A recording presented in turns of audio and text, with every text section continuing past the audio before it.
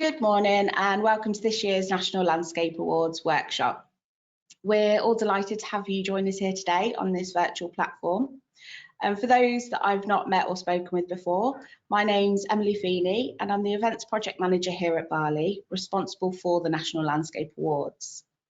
I'll be presenting today alongside Chair of the Judging Panel, John Melmoe, and fellow judge, Robin Templar Williams. This workshop has been developed by the judges to provide you with insight into the judging process, as well as hints and tips on how to create a successful entry. But before we get started, I wanted to take you through a couple of housekeeping points. The workshop is being recorded today to allow those that are unable to attend to view on demand, but it also gives you the opportunity for those that are in attendance today to review the information again at a later date. So as well as a Q&A session at the end of the workshop, you're also more than welcome to ask questions as we run through the presentation today. You should see a question box on the screen within your control panel. So if you type them in there, and when appropriate, I'll put the questions to the judges as we work through the presentation.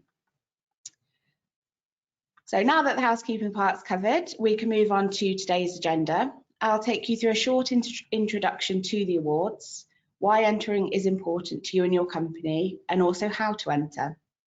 I'll then pass you over to John and Robin, who will cover what you should be including within your submission pack, the judging criteria and score reports for each category, some simple steps to follow when submitting your entry or entries, and also some hints and tips to ensure your photography and videos are all top-notch. To kick things off, I want to start with a short introduction to the National Landscape Awards, which are now in its 46th year. And the awards started from very humble beginnings and have grown massively thanks to the commitment of members to become the largest landscape awards in Europe. The growth has seen introduction of new categories and categories that we feel represent the whole of the landscaping industry, but most importantly, our membership base. These categories are also reviewed each year to ensure they stay relevant and changes made where necessary. This growth also means that winning a national award promises to change the way you and your business are seen within the industry. Members continue to enter because they find benefit in doing so, whether that's increased promotion or simply a way of celebrating the wonderful work you and your staff achieve. So the big question, why enter the National Landscape Awards? The entry process, it does take thought, consideration, time and money, but the benefits most definitely outweigh this. First and foremost, it showcases and highlights your commitment to excellence, not just within the industry, but to the general public and your clients. One of the biggest surprises that I had when I first started working on the awards, and even still to this day, is the hunger that I see from members to gain feedback from industry peers, whether that's the judges visiting or reviewing schemes and entries on site, or whether they see them up on the big screen at the ceremony. So it's really important that that then continues to move you forward, pushing the business, the teams forward as well. And it also increases the engagement within staff, within the business. Lots of winners have also reported an increase in inquiries after winning an award, but one statistic I heard and thought was just really staggering was an increase in inquiries of 24%. And to me, that highlights just one of the great benefits of entering. Of course, winning an award also generates many additional promotional opportunities for you and your company, and we work with our winners to ensure we gain as much coverage within the industry as possible. And here on this slide, we have just a number of examples for you. So I now want to talk you through how to enter. The entry process is a simple one. We've received really great feedback on how simple the process is, but it's really important to ensure that you've reviewed and checked your eligibility against the entry guidelines document, which can be found through various links on the awards website. So once you've done this and that you're ready to start your entry, the link on the awards website will take you through to the entry system. And within there, you're asked to register. So once you've done that, you can then easily pick the category and it'll take you through the various entry questions in stages. But a big top tip for you is to collate all of that information that you need prior to starting the online entry. You can download the entry questions that are in the FAQ section on the website, which will allow you to gather all that information up in advance. So the final section in the online entry system is for your submission pack. And after the success of the online entry system in 2021, it was decided that this year all entries will now be uploaded digitally. So it's important to ensure all items detailed within the entry guideline document are included within the submission pack, and that it's uploaded as one document so the judges can easily access and review it when they visit on site or if they're reviewing it online. Images can then be uploaded as a separate file through that same system. So finally, you go on to submit your entry, and payment for your entry can either be made through the entry system or via invoice if requested through that platform. But of course, if you have any questions throughout the entry process, then please do give me a call or pop me an email and I'll be more than happy to help. So we're now moving on to talk more in depth about the requirements for each category, and I'm pleased to introduce John Melmoe, Chair of the Judging Panel, who will take over from here. Thank you, John.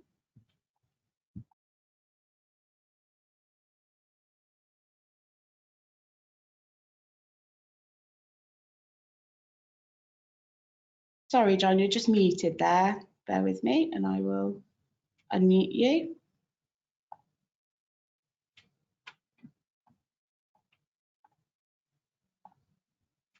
There you are, John. You should be able to move forward now.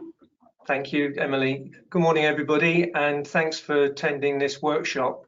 The judging panel is made up of industry experienced people brought from design backgrounds, from construction backgrounds, etc., and truly represent a depth of experience. And basically, this workshop is for you, and it's to help you, assist you and give you some guidance as to what's required. And I'd like to take this opportunity of thanking Willoughby Landscapes, who have allowed us to use one of their previous presentations to the awards for us to refer to further in the presentation. There's a very limited amount of information that's required, but it is important that they are all submitted, and these information do vary very slightly from category to category, but they can be captured by 9 crucial points. Evidence of practical completion. We need to know when the scheme has been completed. It needs to fall within the criteria that you are entering, the time criteria. And now practical completion, we'll show you some examples further on, but this can be a certificate, it can be a letter of completion confirming back to the client it's completed, and we'll give you some examples further on. A detailed specification, what have you worked to, and what is your client buying?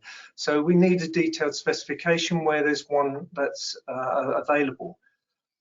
All too often, a lot of the landscape preparation works are hidden.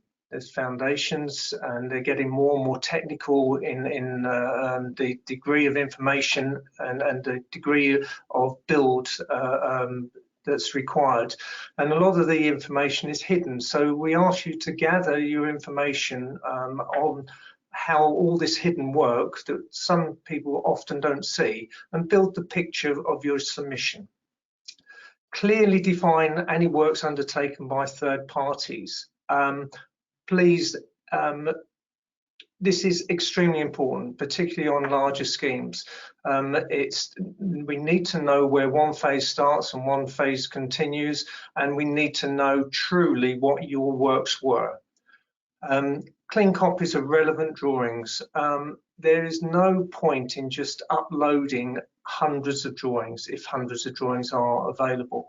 You know, it's the selection through which showed the typical nature of the works. What were the key relevant drawings sufficient to support your submission?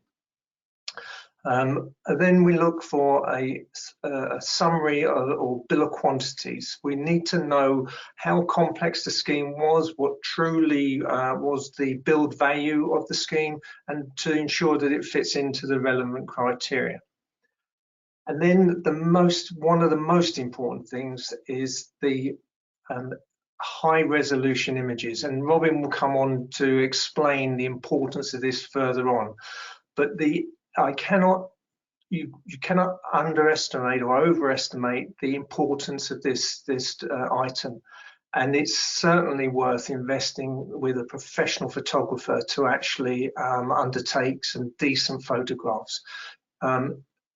If you gather the information correctly and use it correctly, this needn't be an expensive operation, and it needn't be limited just to the Barley Awards. Good quality photographs can be used in your presentation throughout your entire year and beyond, in presentations to your clients or to individuals, etc. So it's not just wasted money, and it's not money that is simply needed to be expended for the Barley Awards. And here there's a particular reference to categories 1L and 1M, and that refers to regeneration schemes. The regeneration schemes, we need before and after images. We need to know what the site was previously and how it's been regenerated, and how the landscape element of it has assisted to upgrade the area or the location. So in that instance, it's extremely important that there's before and after photographs. And then lastly, but not least, the clear location and access details. The judges are on a tight time frame when they come visiting. They may have several schemes to get to in a day. And what we don't want to do is throw out the schedule by having to wait around to agree access details. Maybe we need security clearance for some information. Maybe it may be Mrs. Jones that needs to unlock the side gate to allow us to access the rear of a property to view a private scheme. Whatever it is, they need to be clear instructions, and the access details need to be very precise. Next slide, please, Emily. So the judges, once you've submitted your scheme online, the judges are allocated the schemes, and basically they will be in contact with you through the summer months, normally early July, to arrange appointments that are convenient to you and the client. Now, once the judges have been there, once the schemes have been allocated to the judges will go through the information that's been submitted, and they'll be looking at the quality of the information, the interpretation of the client's brief, what the scheme is and how complex it is. They'll be reviewing initially online or on the screen the quality of the workmanship, selection of materials, etc. We're trying to get a feel for this before we come to site, and so therefore this is why the clear, precise information submitted with your initial submission is so important, so important. And one of the items that's often not realised, and we all do try to reinforce this once we visit you on site, is that you can submit additional photographs over and above those in your initial submission, and these can be submitted right up until early August, to actually reinforce your scheme. Sometimes the light might not be right, it might not have been the correct season for photographing it, etc. Or it might be that the scheme has just developed a little bit more. Whatever the reasons, you can still photograph it up and submit these up to Barley HQ, and these will then be used and reviewed during the adjudication process at the end of August. Next slide, Emily, please. And this is just basically a crib sheet that the judges use just for their initial scoring on site. It's an aid memoir to the judges, really, nothing more, nothing less. And it covers the types of things that we're looking at, the quality of entry materials, as well as your quality of the project management, degree of difficulty, maintenance, etc., client satisfaction, and the general overall appearance. And it's important when we just review this that actually the judging process, it's not down to one judge, it's down to a panel. The initial judge that visits the site forms an opinion, and he forms that opinion and presents this to the adjudication panel. But it's then debated in some detail, and then a consensus is arrived on each of the categories, and an outright winner in that category is appointed and awarded. So you need, as an entry, to give the judge the material to sell your scheme. And this is why it's so important that that initial package of information that you upload portrays accurately your scheme. It does your company justice, and the individuals in the company who have been involved in the scheme, it gives them true credence and credibility. All too often, business development managers put these schemes together and the submissions together in isolation, and this often shows. So I would urge you, it doesn't matter who pulls it together, be it the business development manager or the secretary or contracts manager, it doesn't matter, but do please feed in all aspects and get the people that built the scheme and involved the scheme in whatever stage, be it tendering, be it on-site, be it maintenance, aftercare, whatever, get them involved and get this to be a team effort when you do your submission. And at this point, I'd like to hand you over to Robin just to go through specifics on design excellence, etc.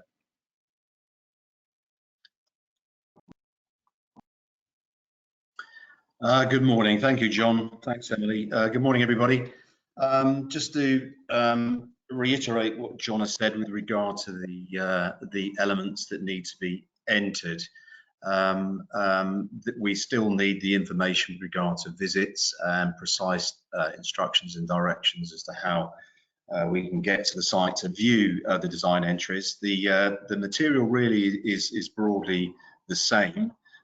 Excuse me, important to say that all of the design entries will be visited, and as John was saying, that the criteria for the judging is exactly the same. The findings, the photographs and the notes are then taken back to HQ whilst we go through our ratifications and discussions. So everything is thoroughly discussed, which is important for you guys to know. It's not a desktop exercise, this. We do visits, which is really important, I think, and absolutely crucial that happens. We'll come on to photographs and video recording of sites a little bit later on, but it's also important that images are forwarded with the submission packs. These will be used in exactly the same way they might be for all of the other entries and all of the other categories, I should say. So if we move on to the list, then we'll just look at a few of the things that we need to discuss here. Now, just to go through the information quickly, the list is not exhaustive, and that we can find this information if you get online or speak to Emily, they can provide that information. There are 3 categories in the Design Excellence Award. We have under 50,000, between 50 and 100,000, and over 100,000. And each of these should be a complete scheme, or a significant part of a much larger scheme which has been completed in its entirety within that part or element of the contract. So broadly, we're after clear information, description explaining the client brief, the scope of the contract, and any other information that you can provide. Testimonials from clients will also assist with that if you can get those. Evidence of practical completion, the completion date, they are the same that is required for the other entries as well. A detailed scheme specification, now that's really important, or a scope of works, or tender documentation, in addition to any drawings that you may have produced. Information on the products and how they might be implemented, constructed, etc. These things are all really important. It just demonstrates to the panel and to Barney that you're very clear about what's going on, and that you fully understood, and that everything can be costed and implemented correctly. Details of any unusual features and or unexpected problems, and how perhaps you as the designer overcame these challenging aspects of the site. All of this information, you may not think that this is terribly important, but for the judges, it just gives us a much greater insight and what you faced and what the challenges were. You know, it's very easy to look at the finished scheme and think, yeah, that's great, but you know, we know that there's an awful lot that goes on. So it's really good for you to share that with us so that we can see that.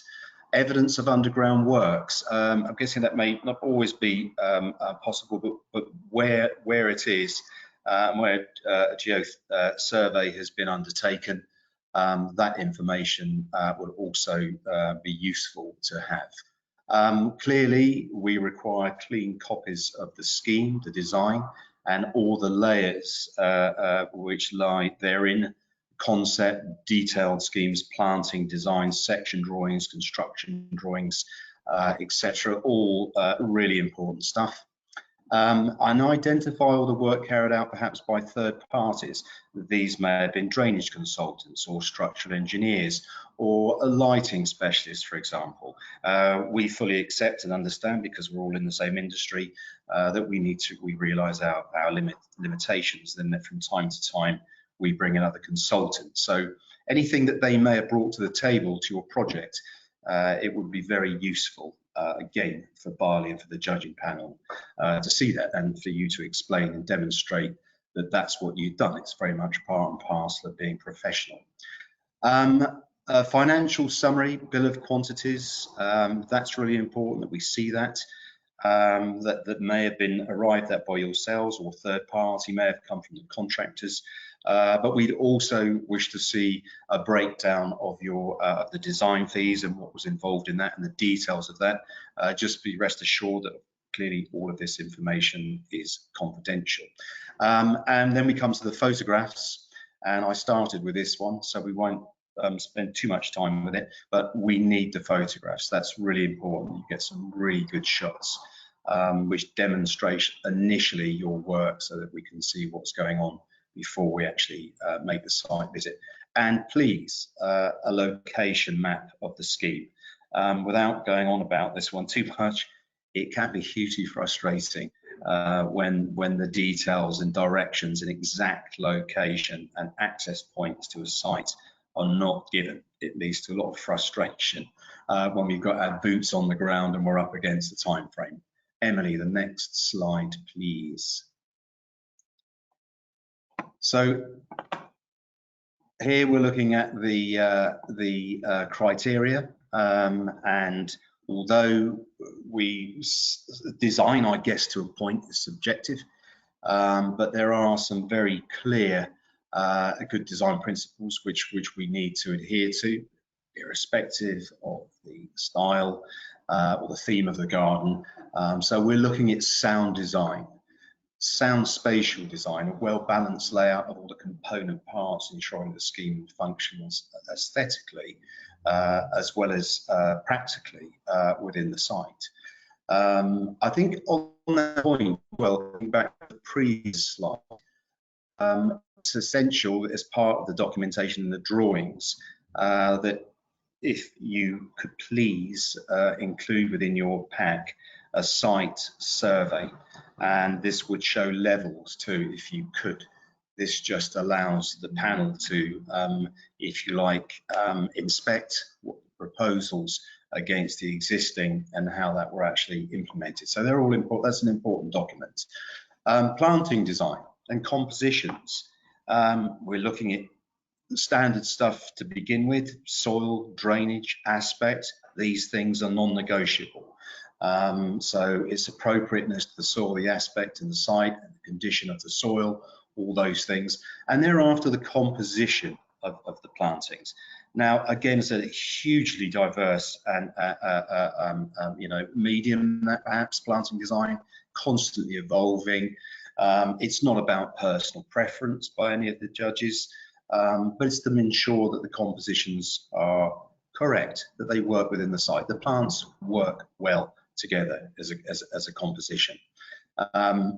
Hard landscape design, often the poor cousin perhaps, but again, we're looking at here as a basic understanding of materials and how they're put together. So we require detailed drawings for this, drawings that you put together to prove that the materials that you're specifying can be laid in the way that you want them to be, specifying the bond or the patterns, and that the materials are appropriate for that. We require drawings, layout drawings and construction drawings for that.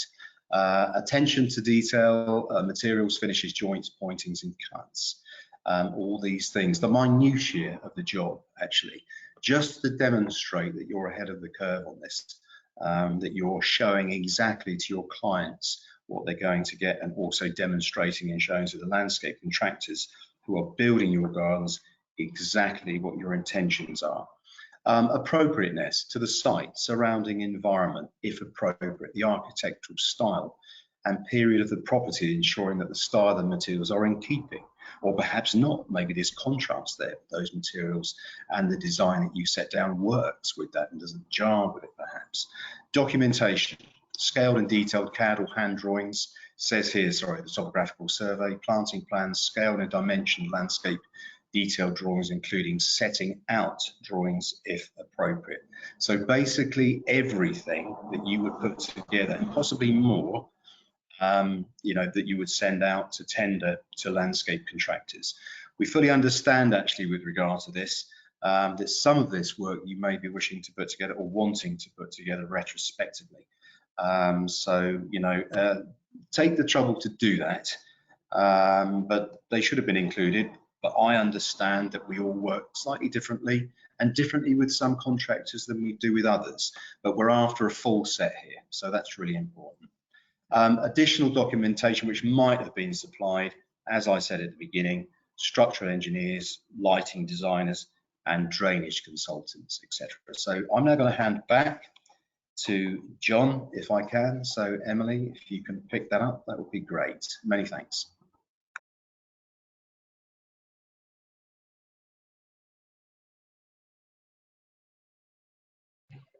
The design criteria. What I want to do is basically just talk you through now and emphasize the importance of programming. Programming for, and by this for, I mean directly in response to pulling together a successful submission. If you're going to scurry around in the last dying moments before the awards submission date closes, you're going to be in trouble, because a lot of the information that's required for a successful submission takes weeks of preparation. It takes months of research and discussion if you're really truly intent on putting forward your best foot forward and the best foot forward of the company. And I'll show you in a few moments how long it can take you. And just if you're not relevant for this year's submission, perhaps this would help you in the future. Gather the information as the scheme is being built. Photographs. We are all guilty as hell of this, of not taking sufficient photographs and recording them as the scheme comes through. Early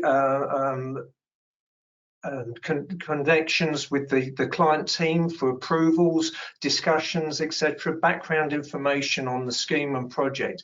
This all takes time to collate and pull together. So you really should be looking at gathering this information quite early on and planning your submission. Program it in, program it as if it were a contract or project. Okay, and then it will all come together neatly at the end.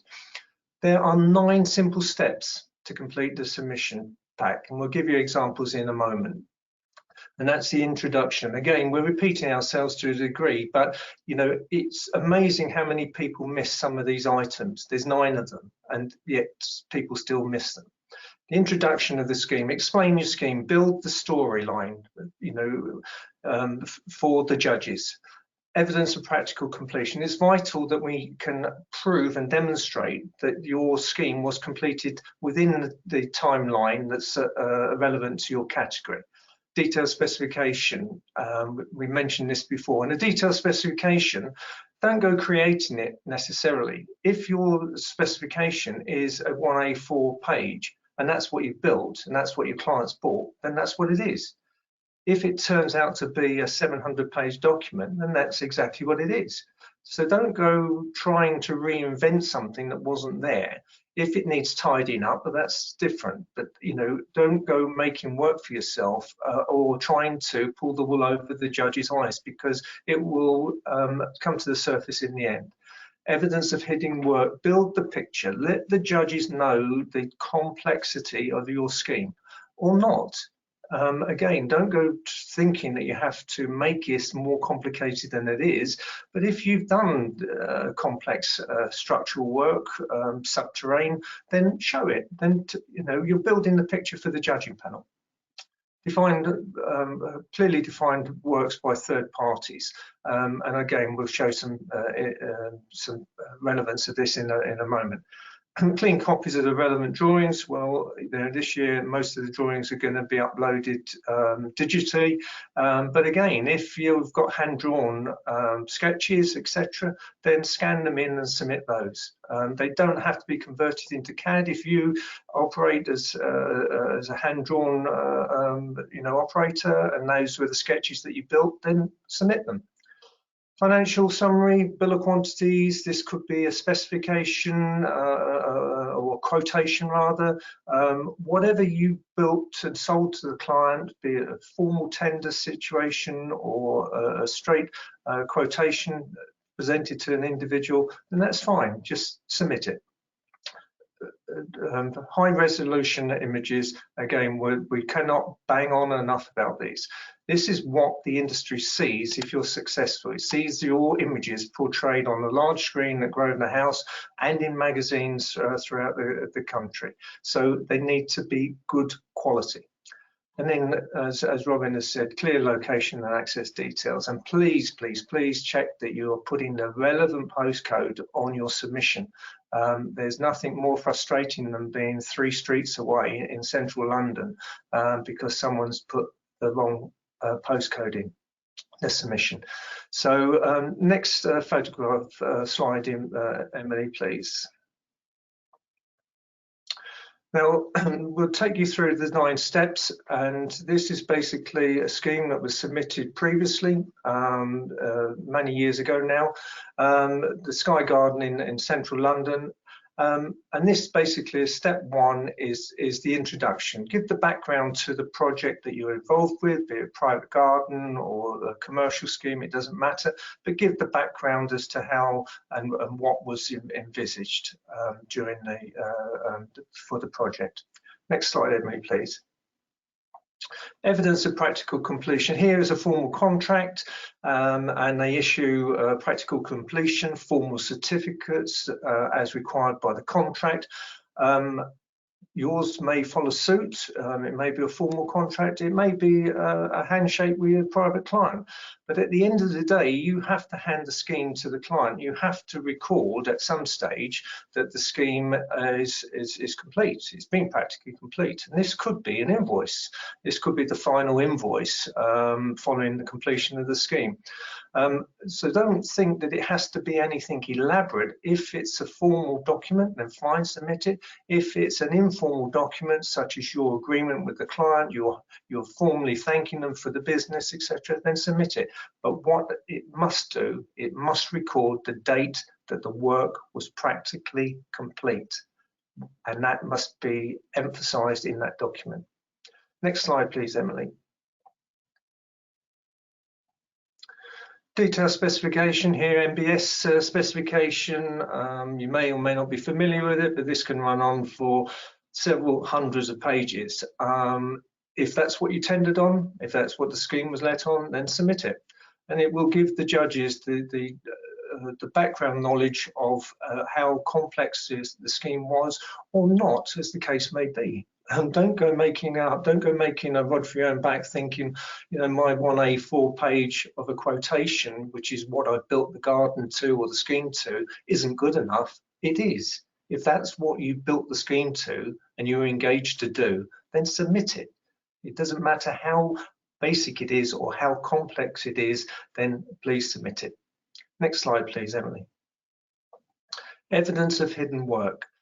A lot of the schemes, and this is the Sky Garden where all the steps were formed in polystyrene first, a lot of scaffolding required for access purposes, etc., etc. These are all hidden works that now if you visit the garden, you wouldn't see. You wouldn't know what had gone underneath before. So this is building the picture for the client, for the judging team to understand what went on behind the scenes.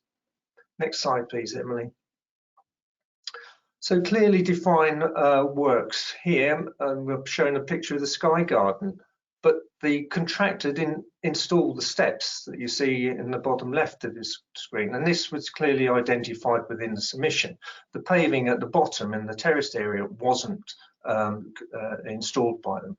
So you need a red line drawing, if necessary, depicting exactly where your boundaries and scope of works began and ended.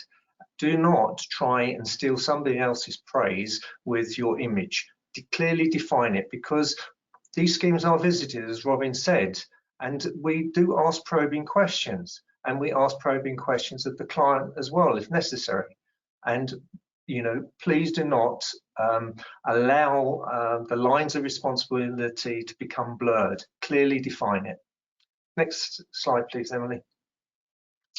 Copies of relevant drawings. Now, that can be sometimes subjective as to what is relevant, but the key elements of the scheme will need to be covered. We don't need the sketch showing a flange grommet of a pump set, and we don't need padding. If you don't have relevant detailed drawings or detailed drawings, then don't submit them. If you didn't need detailed drawings to build your scheme, then don't submit them. Just submit the relevant ones. However, if your scheme is complex, then demonstrate this to the judges. The judges need to sell this to the panel, and you need to give the visiting judge the ammunition that he needs to sell your scheme down the line. Next slide, please, Emily. Financial summary, and this is for illustrative purposes only, but this is the types of things that we would find on a commercial scheme, and there it is, the summary of it. We've got all the background information for this, how it was all made up, all the line items that feed through to this summary, which can be submitted, not a problem. Any information that is submitted, as Robin said, will be treated in confidence. It will not be let out to any third party. But the bill of quantities may actually be a copy of your invoices. If you have not produced a bill of quantities and it wasn't relevant to that scheme or the style of work that you do, or that's not how you operate, or that's not the forum that you're operating in, then please don't feel that you need to generate any information that wasn't relevant to you or your scheme. If it's an invoice, it's an invoice, so be it. They won't be looked at any worse than a detailed specification or bill of quantities. Next slide, please, Emily. Then we come on to the importance of high resolution images. Now, schemes need to be photographed at different times of the day to capture all the ambience and feelings of a scheme. It might be some night shots that are relevant, it might be the sun rising, etc. It might be that you need night shots to illustrate your detailed and complex lighting scheme. Then please submit them. Yeah. Next slide, please, Emily. And we've said about appropriateness, so the schemes, daylight, night shots, etc. Images with people in them are great if you can, because they get the feeling and atmosphere. And here we have, shadows falling on it in different ways, different lighting schemes, silhouetted people. It builds the picture and the ambience. Now we come on to Robin's favourite, and that is clear and precise access details. If it's difficult to get into a building, then please make sure that you've done a dummy run, that you've got security clearance. If your client is on holiday but hasn't given you access to the garden, these can all be very time-consuming things to sort out on the day. So please let us know exactly where the scheme is, clear meeting point to meet up with you, ready for the inspection, and then make sure that you've got good, clear access authority for the various schemes.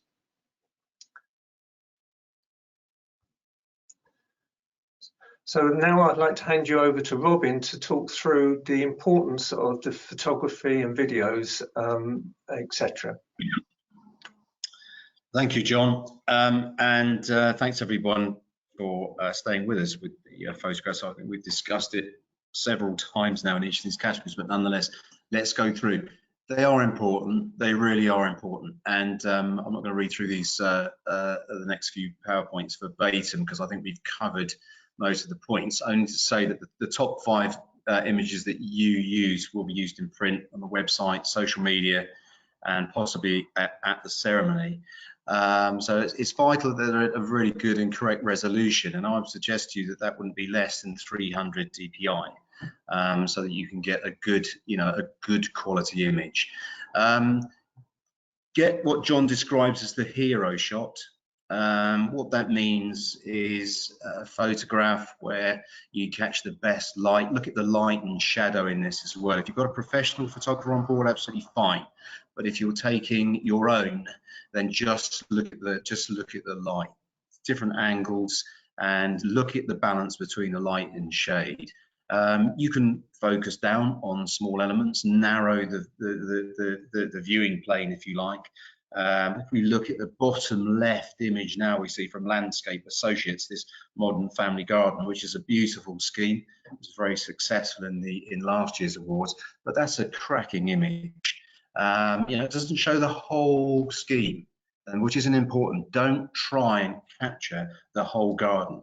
It's a pretty difficult thing to do that. It's anyone like photographing something in the landscape. Often it's not possible to do that. So look at the best balance, look at the best view, and take that shot. Take several. You can always edit them. I'm not advocating Photoshop here, by the way. I'm just talking about maybe clipping and expanding. That's where we're at. We'll see the project at some point anyway. So that's really important. Best time of day to take a photograph. If we can move over, thanks, Emily. Probably first thing or last thing to capture the best light. I mean, they're obvious things, but taking photographs midday, late morning, early afternoon, often a mistake. And as John said, if you can, take some photographs of the garden at night as well. That's really important. So often we see projects and we visit gardens, and there you can see that the lighting scheme would be absolutely amazing. If only that we could see it, we could see the effect of that at night. So if you can, just gain the permission of your clients, and if they're not happy for you to go around, well, maybe you might gently ask them to take a couple of photographs for you, just explaining broadly what you're after. So good shots, 5 good shots, you can edit them and submit those. It's really important that those 5 images are all in the same DPI, and they're in the same set, taken with the same camera, same phone, however it comes. That's really important, so we don't get disparity between the quality and the orientation of that. Now, it might be advantageous, and you're quite at liberty to actually put some video footage in if you wish to. But again, the same things. I would suggest to you that you choose the correct time of day to do this. It might not be a bad idea to set your camera or your phone onto a tripod.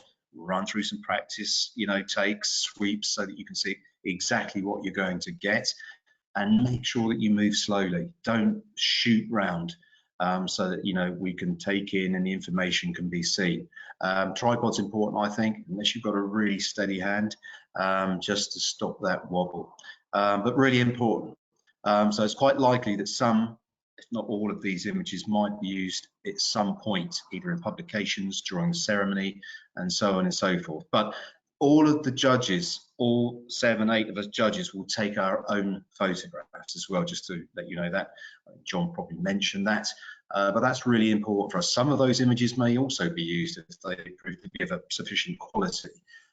you know, in the publications during the ceremony. But we need that information to take back so that we can use that. Again, we state our case as evidence, and we make our presentations and present our findings to the other judges. So take the time with the cameras. Don't whiz in there quickly, shoot round and come out. Make sure all the paving's clean, get the boot marks off the stone, etc., etc. Thank you very much. I hope that that's been useful. I'm sure if you've got any questions, Emily can field those. Emily, thank you. Thank you, Robin. That's very useful information. We alluded to earlier about gathering the information throughout the entire project. Now, this is important because here is a situation where a camera could be fitted onto a tower crane, and it shows the complexity of actually installing the plants in this situation. Now, this wasn't the desired route for getting the plants into this scheme. That was to be using the internal lifts. But the opportunity arose where there was 3 days for this tower crane that was unused towards the end of the project. Because of good project management, the contractor grasped the opportunity, jumped in there and lifted all the trees up externally to the building, right the way up, through the roof of the building on top, and captured this on camera. Now, they captured this not just for the Barley Awards, but this gave the contractor the ability to utilise this material elsewhere in their submissions for other projects. And basically, just in one few moments of a shot, it speaks 1,000 words. The guys up on the roof with suction pads on their feet, guiding it through. Is it going to fit through that hole in the roof? Have they made enough allowance? Have they got the measurements right? Is it touch and go? There we are. Now, that was an opportune time. This wasn't how it was planned. This wasn't but the management saw the opportunity not only for accelerating the works, but also for the promotional opportunity going forward. And this is what is key as you're coming through. Don't just think for the Barley Awards, this is what we need. Yes, it makes a lot of difference to the submission, but you're putting together a package of information, gathering up all this information, which if you construct it correctly, can be utilized for the future promotion of your business. So it's not just dead money for Barley Awards. This is money that could be well spent and used for your marketing going forward. Obviously, you need permissions, etc. for video or drone footage. Drone footage can be widely overused, quite honestly. People have bought drones and think that that's it. And we had drone footage last year where it showed hose pipes trailing up the length of the garden and completely undermined what the contractor was trying to portray. You know, he was trying to capture this difficult garden photograph, but hadn't prepared the site for the photography. So as Robin was saying, scrub the paving, get the muddy boot marks off the paving, but equally dress the scheme. You know, don't have hose pipes trailing all across the site and what have you, and you're trying to photograph this and show this in a professional light. Obviously, permissions are very important, and if you're using professional photographers, obviously you need to give them acknowledgement, etc. So next slide, please, Emily. So we touched on the sort of the wider aspects of the categories, and then we just want to touch on a few of the smaller categories, but equally as important. The first one that we touch upon is the supplier's excellent service and what is to be included in the submission pack. And here it is, very clearly set out, but all too often only a few of the points are actually answered. And I ask you to evidence the information. If you're saying that your client retention is X, Y, and Z, then fine, please evidence it. This is important because, you know, just saying we're the best of the best isn't good enough, quite frankly. You have to demonstrate it. So these items are quite easy, and they should be easy to follow. It's not exhaustive, and it doesn't have to be in this sequence, but you should be able to tick off all of these criteria that have been asked of you, you know, and evidence with it as well. So next slide, please, Emily. The supplier's excellence support. This is basically the score sheet that we do use in this instance. This is what's judged, and the judges go through here and they will score the submission in this way, and out of this will come the mean score, and that's what's the criteria and final awards are made against. So it's important that these issues and these items are evidenced and submitted and answered fully, otherwise you'll drag down your scoreline. And as simple as that. So next, Emily, please. So again, some of this is repetition, and I'm not going to read everything verbatim off the screen, but just go through the entry guidelines, and this applies to all categories. Go through the entry guidelines and just make bullet points of what the items required and being requested for the submission, and then tick. You make a checklist that you're submitting them all and you're answering them correctly, and evidence. So that's vitally important, And again, here we have the score sheet, and the employer's excellent. And if you miss out an element or you don't answer it fully, you can see how quickly it can drag your score line down. And you know, it needn't if you just follow the guidelines and just do a quick overview and cross-check against the criteria. So I'd like to hand you back to Emily now for any questions, etc. And I'd like to thank you all for your time today. Hopefully these points may prove of some assistance to you, and good luck with your entries. Thank you, John and Robin, for your insight there.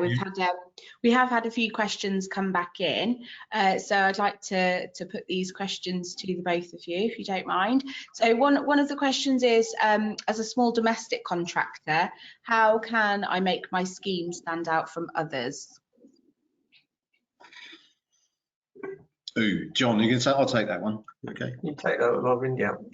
How do you make your scheme stand out from others? Well, it's I guess fairly straightforward, but to answer the question, it is to make sure that the scheme is finished to a really high standard. An obvious thing to say, but if we take hard landscaping just for a minute, just look at all the cuts. You know, look at all the returns and the coins on the walls and the step risers, and look at the jointing, just to make sure that it's absolutely, you know, polished and finished well. Clearly, these things are going to be undertaken whilst the project is being built. It's about quality, and it's about finish. And the same with the planting, to make sure that the compositions are put together well, that the plants, the shrubs, and the trees are planted correctly, the trees are staked correctly, upright, in accordance with good practice, and mulched appropriately. Just make sure that it's polished and finished well. Now, can I just say, this is not, I'm sure that John will back me up on this, that it's not about how much money you throw at the project. It isn't about that at all. It's about the quality of the build, the quality of the planting, and the overall finish, and that it's appropriate to the site, etc., etc. I hopefully that's helped you. It's not about money, it's not about bling, it's not about size. Just good quality, good finish, and that your submission, as we've been saying now, and as John has been saying, that make sure that your submission pack is detailed and complete. So that's really important. Hopefully that's helped. Okay, I'd just like to add to that, Robin. Thank you. It isn't about bling, because one thing that we as judges do is we strip out, when we visit a site, we strip out in our minds visually the window dressing that is often put into some of these schemes, the sculptures, you know, the quality of the furniture, etc. If that's not part of the scheme and scope, then we put this to the back of our minds, and we narrow down to actually what was installed and what your scope and contract was installed, not the bling, the razzmatazz that goes with it. That's secondary, and that's why we need the scope of works to be clearly defined. And then it's down to the quality. So it doesn't matter the size of the scheme, it doesn't matter the value of the scheme. You know, I've seen very, very expensive paving laid poorly. I've seen very, very cheap paving laid extremely well, extremely well. And it's the quality, that's what the judges are looking for, the quality of the scheme on the ground, not the value. Size does not matter, okay, value does not matter. It's the quality and presentation of the scheme on the day. And I would say, I would actively encourage you to window dress the scheme for the inspection. So it's no good saying that you've never visited the site for 12 months, but you put it in for an award and the grass hasn't been cut for 12 months because the client's gone overseas, and you're walking around trying to explain this to a judge on the day when it's a hayfield. Okay? Yes, go there, cut the grass, trim the edges, make it look perfect as it was when you handed it to the client. And that's what we want. We want you to take pride in the presentation. The whole presentation and process of entering the Barley Awards should show the pride that you have in your company and that you have in your workmanship. And that's the nub of it. Thank you both. That actually leads quite nicely onto a couple of other questions that we've had. Oh, sorry, Robert. Sorry to interrupt, and I would say, I don't know about John, but I always like to turn up early to my visits. That's quite, it's just something I do. And often you'll catch the maintenance crews in just titivating the garden. Now, I always think that's a great thing because they've shown their commitment to this. And just to repeat, I would advise anyone who's entering, they would invest the time in sending an individual, depending on the size of the project, but sending in a team and allowing them adequate time to actually polish the garden, as John was just saying, ahead of the visit. It's worthwhile. Well, we've had, Thank you. yeah, Sorry. we've had a few questions come in about the site visits in particular. So one of them is asking if it's a requirement to attend the site with the judges when you're there visiting. So, John, do you want to take the lead? Yes, I'll jump in there.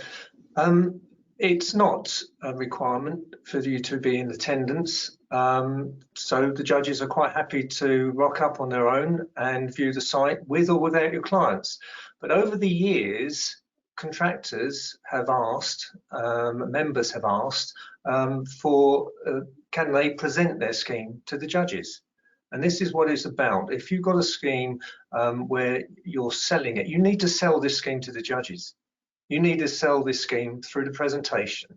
And then having done that, you're not going to attend site to actually talk them through it on a one-to-one basis. I think you'll find it enlightening as to what the judges will actually see and tell you if you ask them on the day of the inspection. Well, yeah, another one of the questions actually is asking if any, what can someone expect on a site visit, and will there be any specific questions that they're asked while they're there? Expect the unexpected. That's the nub. Expect the unexpected and you won't be disappointed. We will never, none of the judges will ever embarrass you in front of the client. That's paramount. We will not say, what the hell is this in front of the client, or raise any alarm bells in front of the client. We're too professional for that. Every single judge will not do that. So, and the judges will be asking probing questions. Why is that water sitting in that puddle? Why is that paving dipped? Is there a reason for it? What is it? But they won't be asking this directly in front of the client. You would be basically asking this on a one-to-one basis, should it be necessary. So there's no set list of questions that we come prepared for. Every scheme is different, every contractor, every client is different. And so, basically we ask the questions that we feel are appropriate at the time. And if we think something is lacking or missing, we might just ask a slightly slanted question to try and drive out a reason for something.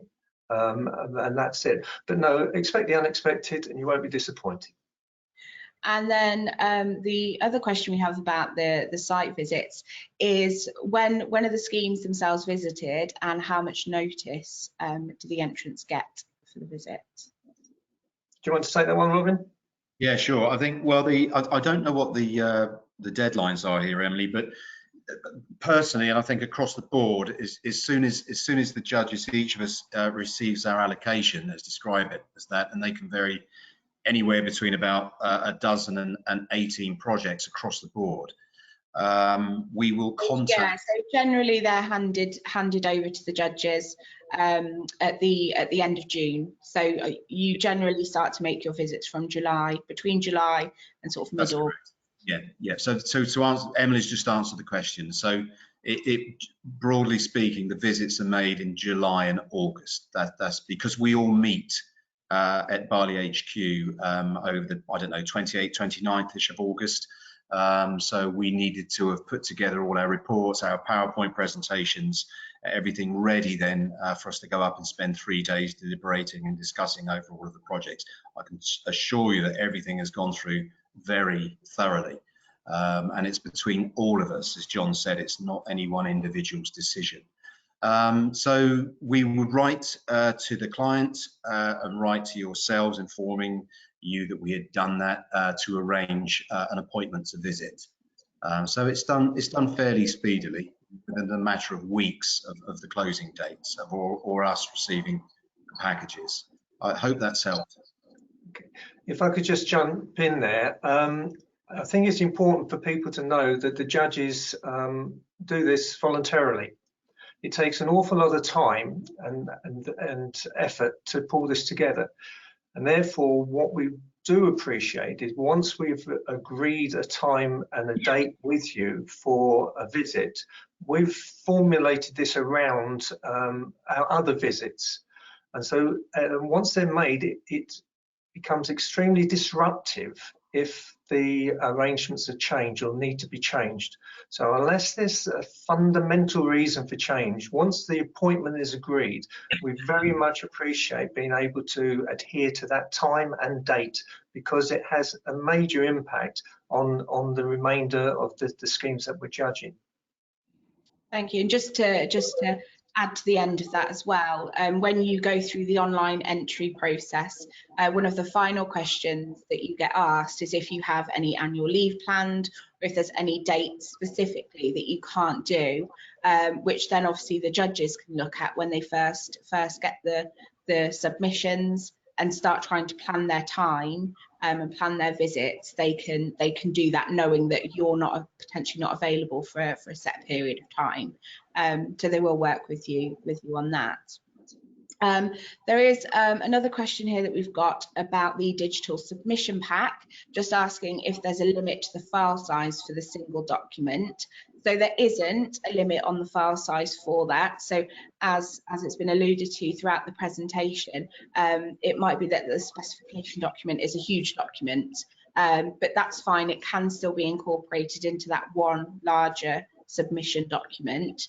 What we are asking though is that the images are then uploaded as a separate file, just so that when the judges are out on site, it's really easy for them to access the submission pack very quickly and then also flip through to the images if they need to. But that is also all explained in the entry guidelines and on the entry pages as well as you go through that submission. And then the final question I've got, as long as no more pop up, is just about entering certain schemes into certain categories. So if somebody entered it into a category, can it be moved at a later date if it's felt it's better situated somewhere else? Again, John, do you want to take that one? Yes. The situation is that when the judges visit, if one of the first things they do is check that the scheme submitted is sitting in the appropriate category. And if they believe that it's in the inappropriate category and that there's another category that it would be better suited to, the judge will advise you of that during the visit. And if you wish, it's your decision, but if you wish to then move it to another category, it can be moved. and it can be moved right the way up until about mid-August, when we have to submit this to the adjudication panel, and the reports, etc., get pulled together. But even at the adjudication panel, if the judging panel still believe that that scheme would be better suited in another category, Emily will ring you in the background and ask you if you wish to move the scheme into another category, and the decision is yours. It's yes or no, but we will always be as fair as we possibly can in giving you guidance right up until the 11th hour. Thank you. So that's all the questions that we've had in. So I just want to thank you again for taking the time to join us here today. I know I've thoroughly enjoyed presenting this workshop alongside John and Robin. So as I said earlier, if you've got any questions throughout the entry process, then please do get in touch. We'll be more than happy to help. And just a final point to note from me is this year's ceremony is confirmed, booked for the 2nd of December at Grosvenor House down in London. So pencil the date in your diary. I know I'm not the only one who'll probably be looking forward to that. So that's it from us. Thank you to John and Robin. Thank you to yourselves. Take care, and we look forward to receiving your entries soon. Thank you all. Thanks, Emily. Thank you, everyone.